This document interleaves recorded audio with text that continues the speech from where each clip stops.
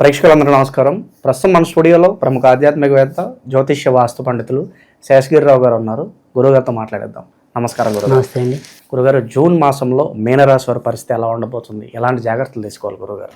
మీనరాశి వారికి కూడా పర్వాలేదు, ఇంచుమించు ధనురాశి వారి లాగానే 60-65% దాకా మంచి ఫలితాలు కనిపిస్తున్నాయి. సరే, 35%లో ఏం చెడ్డ ఫలితాలు ఉన్నాయి అనేది కూడా మళ్ళీ అలాగ మనం చెప్పుకుంటాం, అది సహజం. అయితే ఇక్కడ ఉండే పరిస్థితులు ముందు మంచి గురించి కనుక మాట్లాడుకున్నట్టయితే కనుక ఈ సంతాన విషయాల్లో కొంతవరకు ఏదైనా సరే మంచి మార్పులు చోటు చేసుకోవడానికి అవకాశాలు ఎక్కువగా కనిపిస్తున్నాయి. తర్వాత వృత్తి ఉద్యోగాల్లో వీరికి గౌరవ మర్యాదలు పెరగటం, లేదా వీరు చేసే పని 10 మందికి ప్రశంసలకి దారితీయటం, ఇలాంటివి జరుగుతాయి. తర్వాత ఆధ్యాత్మికంగా ఏదైనా సరే వీళ్ళకి ఆలోచనలు లక్ష్యాలు ఉంటే కనుక వాటిలో పురోభివృద్ధి సాధించడం అనేది కూడా ఉంటుంది. తర్వాత ముఖ్యంగా చతుర్థ స్థానంలో గురుడు యొక్క సంచారం, అంటే రాశ్యాధిపతి చతుర్థ స్థానంలో సంచారం చేస్తూ ఉండటం వల్ల కూడా కొంతవరకు ఏంటంటే గృహంలో గతంలో కంటే కొంత శాంతి పెరగటం అనేది. అంటే ఇంతకు ముందు ఏదైతే మనం ఇప్పుడు ప్రస్తుతం కుంభానికి సింహరాశికి చెప్తున్న ఈ భార్యాభర్తల ఇబ్బందులు ఏవైతే ఉంటాయో వాటి నుంచి క్రమంగా బయటపడుతూ ఉండటం ఈ మీనరాశికి వర్తిస్తుంది. అంటే భార్యాభర్తలు ఏదైనా సరే అనుకోకుండా వేరుపడి ఉంటే వాళ్ళు అనుకోకుండా మళ్ళీ తిరిగి కలవటం, లేదు వేరే దేశాల్లో వేరే చోట్ల ఉంటే కనుక మళ్ళీ ఒక చోటికి చేరటం, ఇలా కొన్ని మంచి అంశాలు. అంటే ఈ వరకు ఏదైనా సరే భర్త పేరు ఎత్తితే భార్య మండిపడటం కానీ, భార్య పేరు ఎత్తితే భర్త మండిపడటం కానీ, ఇలాంటివి అంటే మధ్యవర్తి మనం ఏదైనా ప్రయత్నాలు చేసి వాళ్ళిద్దరిని ఒకటి చేద్దాం అనుకుంటూ ఉంటాం అప్పుడప్పుడు. కానీ ససేమిరా మేము పట్టిన కుందేలకు 3 కాళ్ళన్న చందాన ఉన్న వాళ్ళు ఉన్నట్టుండి ఇప్పుడు కొద్దిగా పోలే ఒకసారి ఒక నిమిషం వీరి మాట విందాం అనే కనీసం ఒక సహనానికి రావటం, అది కొంత మనకి అదే సంతృప్తికి దారితీయటం అనేది. ఎందుకంటే కొన్నిసార్లు కొంతమంది మాటలు ప్రభావవంతంగా పనిచేస్తాయి ఒక మందులాగా. సో అలా అనుకోకుండా ఇప్పుడు భార్యాభర్తలు ఇద్దరు కూడా దగ్గర అవ్వగలిగే స్థితి అయితే కనిపిస్తుంది. లేదు ఇంతకు ముందు అంతా కూడా ప్రతి చిన్నదానికి కలహించుకునేవాళ్ళు, లేదు ఇద్దరు సవ్యంగా ఉన్న ఒకరికి బాగుంటే ఆరోగ్యం ఇంకొకరికి బాగుండకపోవటం, అంటే ఈ వైవాహిక జీవితంలో ఏదో తెలియని అసంతృప్తి. తర్వాత మనం వేద రాశుల గురించి చర్చించుకున్నాం. ఇప్పుడు ఈ భార్యాభర్తల మధ్య ఉండే తగాదాలకి కూడా ఒకసారి ఇలాంటి అక్రమ సంబంధాలు కానీ ఇలాంటి వాటి వల్ల కూడా నా భర్త ఇలాంటి వాడా, నా భార్య ఇలాంటిదే అని ఏదైతే కొంత వీళ్ళు ఇబ్బంది పడ్డారో లేదా అనుమానపడ్డారో అవి కొంతవరకు ఆ భ్రమలు తొలగడానికి, వాటి నుంచి కొంత బయటపడడానికి కూడా ఇప్పుడు ఆస్కారం ఎక్కువగా కనిపిస్తుంది. సో ఇక్కడ మనకి ఏంటంటే ఇలాంటి సంబంధాలు ఏవైతే ఉంటాయో ఒకసారి ఏమంటామంటే అది మగైనా ఆడైనా ఒకసారి క్షణికావేశంలో కొన్నిసార్లు ఇలాంటి తప్పులు చేస్తూ ఉంటాం. కానీ ఆ తప్పులు చేశాక ఒక్కోసారి మనం బయటకు రాలేని పరిస్థితులు ఉంటాయి. అంటే అవతల వాళ్ళు బ్లాక్మెయిల్ చేయటం అనుకోండి, ఇంకో రకంగా వాళ్ళ గుప్పెట్లో మనం పెట్టుకోవటం అనుకోండి, ఇలాంటి ఇబ్బందుల వల్ల కూడా వీళ్ళు ధైర్యంగా వాటి నుంచి ముందుకు రాలేకపోవటం, అవేమో మన యొక్క పార్ట్నర్కి అవి స్పష్టంగా మనం చెప్పలేకపోవటం. అక్కడ ఏం జరిగింది అనేది మన ఇద్దరికి, అంటే ఆ సంబంధం కలిగిన ఇద్దరికే తెలుసు. సో తను బెదిరిస్తున్నా నేను బెదిరిస్తున్నానా అనేది తర్వాత, కానీ అది పార్ట్నర్కి ఇలాంటివి మనం పూర్తిగా చెప్పలేం కదా అసలైన లైఫ్ పార్ట్నర్కి.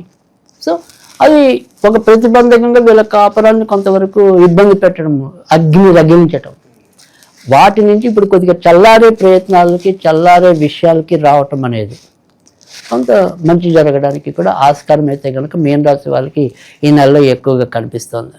ముఖ్యంగా ఈ పూర్వభద్ర, ఉత్తరభద్ర, రేవతి, దీంట్లో 3 నక్షత్రాలు ఉంటాయి.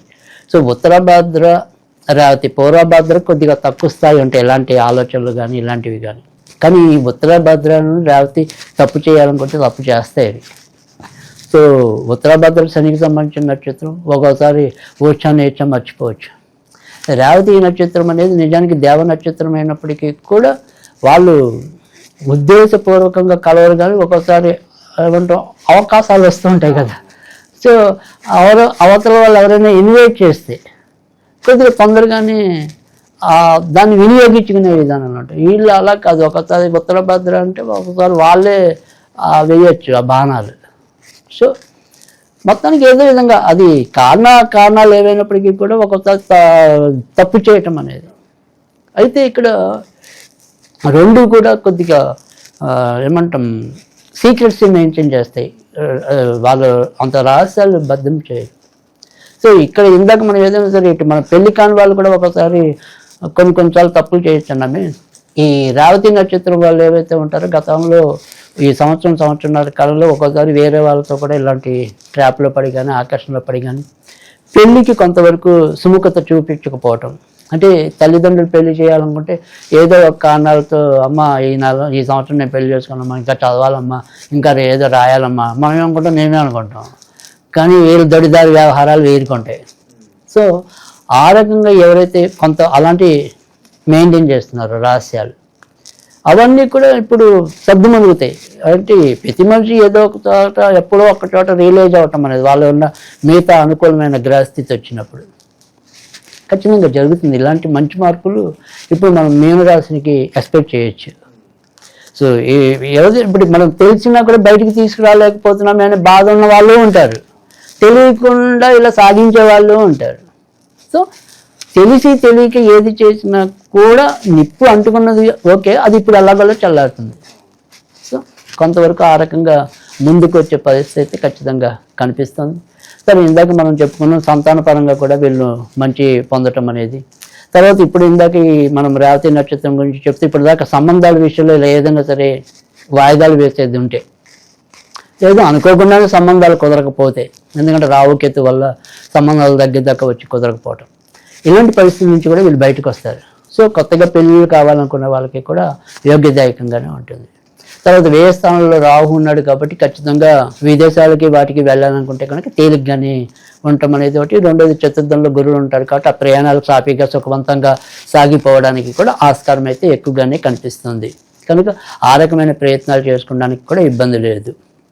ఇక ఏదైతే మరి లాభాలు అంటే వ్యాపారస్తులు ఉన్నారనుకోండి, వాళ్ళకి లాభాలు ఎలా ఉంటాయనేది మనం చూసుకున్నప్పుడైతే కనుక లాభం ఓకే, కానీ అది లాభం నిలిచే పరిస్థితి లేదు. ఏదైతే లాభాధిపతి ఇప్పుడు ప్రస్తుతం వారి యొక్క రాశిలోనే ఉన్నారు కాబట్టి ఈ అనారోగ్యాల రీత్యా కూడా కొంతవరకు ఖర్చు పట్టడం అనేది ఎక్కువగా ఉంటుంది. తర్వాత కొంత వేస్టేజ్ అనేది కూడా ఎక్కువగా ఉండడానికి అవకాశం ఉంటుంది. కనుక ఖర్చులైతే నియంత్రణ తగ్గుతుంది కానీ బట్ రాబడి అయితే కొంత వృద్ధిలోకి రావటం అనేది అయితే జరుగుతుంది. ముఖ్యంగా ఇది 6వ ఇంట్లో ధనాధిపతి ప్రస్తుతం కుజుడు జూన్ 6 నుంచి రావటం అనేది జరిగింది. అటు ఉద్యోగంలో ఉన్న వాళ్ళకి వ్యాపారంలో ఉన్న వాళ్ళకి కూడా కొంత లాభాల స్థాయి పెరగటం అనేది అయితే ఎక్కువగానే కనిపిస్తుంది. కనుక ఆ రకంగా కూడా వీళ్ళు పురోభివృద్ధి సాధించే అవకాశాలు చాలా ఎక్కువగానే కనిపిస్తున్నాయి మీన రాశి వారికి అయితే కనుక. ఇక రాజకీయ సినీ ప్రముఖులకు ఎలా ఉండబోతుంది గురుగారు? అంటే రాజకీయ రంగంలో వాళ్ళకి ఇప్పుడు ప్రస్తుతం అయితే కనుక ఏదైతే ఈ జూన్ 15వ తారీఖు తర్వాత నుంచి మంచి ఫలితాలు ఎక్కువగా రావడానికైతే ఉంటుంది. సినీ రంగంలో ఉన్న వాళ్ళకి ఏంటంటే ఆన్ ద స్క్రీన్ కన్నా కూడా బిహైండ్ ద స్క్రీన్ ఉన్న వాళ్ళకి సాంకేతిక నిపుణులకైతే కనుక మంచి అవకాశాలు రావడానికైతే ఉంటాయి. కానీ మామూలు ప్రత్యక్ష నటులకి కానీ ప్రత్యక్షంగా వేదికల మీద ఉండి పర్ఫార్మెన్స్ ఇచ్చే వాళ్ళకి అలాంటి వాళ్ళకైతే కనుక అవకాశాలు పెద్దగా సఫలీకృతం అయ్యే పరిస్థితి లేదు. దగ్గరదాకా వచ్చి మీకు వచ్చే నెలలో ఇస్తాం, పై నెలలో వస్తాం, ఇలా తిప్పించడం ఉంటుంది తప్ప ఇప్పించడం అనేది చాలా తక్కువగా కనిపిస్తుంది. ప్రజెంట్ ఉన్న గ్రహస్థితి బట్టి మీనరాశి వారికి ఎలాంటి పరిహారాలు చేసుకుంటే బాగుంటుంది గురుగారు? మీనరాశి వాళ్ళు కూడా మ్యాక్సిమం ఎక్కువగా వినాయకుడికి సంబంధించిన పూజలు చేసుకున్నట్టయితేనే మంచి ఫలితాలు రావటం అనేది అయితే ఉంటుంది.